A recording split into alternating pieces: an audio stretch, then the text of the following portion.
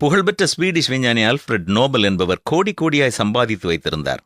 1888ஆம் ஆண்டில் ஒரு நாள் அவர் செய்தித்தாளை பார்த்து கொண்டிருந்தார். அன்று மரண அறிவிப்பு பகுதியில் தன்னுடைய பெயர் இருப்பதைக் கண்டு அதிர்ச்சி அடைந்தார். உண்மையில் அவருடைய சகோதரர் தான் கடந்த நாளில் மரித்துப் போயிருந்தார்.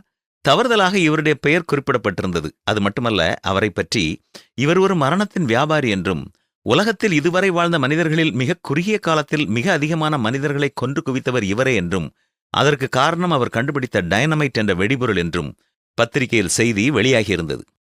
மேலும் அந்த மரண அறிவிப்பு பகுதியில் அவரை குறித்து எந்த ஒரு நல்ல குறிப்பும் எழுதப்படவில்லை என்பதையும் அவர் கவனித்தார்.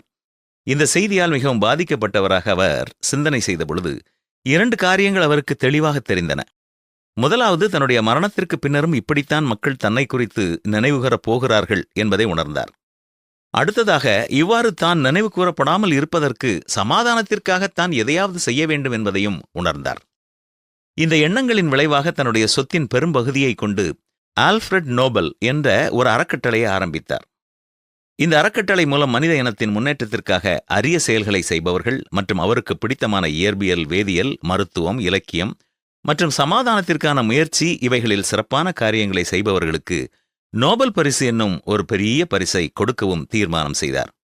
1901ஆம் ஆண்டு முதல் இன்று வரை இந்த நோபல் பரிசு தொடர்ந்து கொடுக்கப்பட்டு கொண்டே இருக்கிறது. நாம் இந்த உலகத்தில் வாழும் பொழுது எப்படி வாழ்கிறோம் என்பது மட்டும் முக்கியமல்ல, நமது மரணத்திற்கு பின் மக்கள் நம்மை எவ்வாறு நினைவுகூரப் போகிறார்கள் என்பதும் மிக மிக முக்கியம்.